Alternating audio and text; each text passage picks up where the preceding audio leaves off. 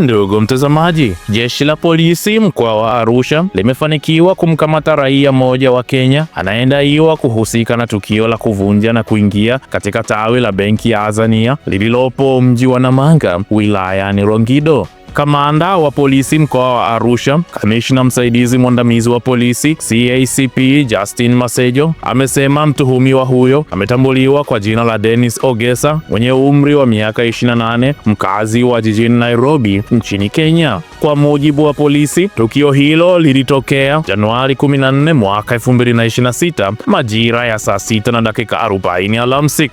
CACP Masejo amesema kuwa mtuhumiwa huyo alikamatwa akiwa ndani ya benki hiyo wakati akiendelea kutekeleza tukio hilo la kihalifu. Polisi walifanikiwa kukamata fedha taslim alizodaiwa kuwa tayari amezichukua, zikiwemo shilingi za Kitanzania zenye thamani ya shilingi milioni 91.28 pamoja na fedha za Kikenya kiasi cha shilingi 288,700. Jeshi la polisi limeeleza kuwa uchunguzi wa awali unaashiria uwezekano wa mtuhumiwa huyo kutekeleza tukio hilo kwa kushirikiana na watu wengine, na kwamba juhudi zinaendelea kubaini washirika wake pamoja na mtandao mzima uliohusika na uhalifu huu. Kwa sasa mtuhumiwa anashikiliwa na vyombo vya usalama huku taratibu za kisheria zikiendelea. Polisi wanasema kuwa mara baada ya uchunguzi kukamilika, mtuhumiwa pamoja na watakaobainika kuhusika watafikishwa mahakamani kwa mujibu wa sheria za Jamhuri ya Muungano wa Tanzania. Jeshi la polisi mkoa wa Arusha limewahakikishia wananchi kuwa linaendelea kuimarisha ulinzi wa mali na watu, hasa katika maeneo ya mipakani na taasisi za kifedha, na limetoa wito kwa wananchi kuendelea kushirikiana na vyombo vya usalama kwa kutoa taarifa za mapema pindi wanapobaini viashiria vya uhalifu.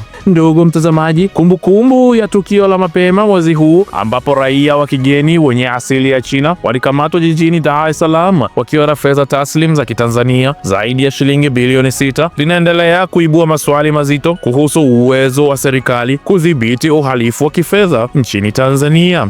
Kwa mtazamo mmoja, serikali inaweza kuonekana imefanikiwa. Kukamatwa kwa wahusika hao kunadhihirisha uwepo wa vyombo vya usalama vinavyofuatilia mienendo ya kifedha isiyo ya kawaida na kuchukua hatua pale viashiria vya uhalifu vinapobainika. Ni ishara kwamba mifumo ya usalama haijalala na kwamba hatua pamoja na jitihada za kulinda uchumi wa nchi dhidi ya utakatishaji wa fedha na biashara haramu unaendelea. Hata hivyo, hoja ya pili inaibua mashaka makubwa zaidi. Kuibuka kwa kiasi kikubwa cha fedha taslimu zaidi ya shilingi bilioni 6 mikononi mwa watu binafsi bila kugunduliwa mapema kunaashiria uwepo wa mianya katika mifumo ya udhibiti wa kifedha wa nchi. Wachambuzi wanasema kuwa uhalifu wa kifedha haujitokezi ghafla, bali hujengwa hatua kwa hatua, jambo linaloashiria kuwa huenda shughuli hizo zilikuwa zikiendelea kwa muda bila kugundulika. Zaidi ya hilo, si tukio la kipekee la Dennis Ogesa. Kumekuwa na matukio mengine yanayofanana katika kipindi cha karibuni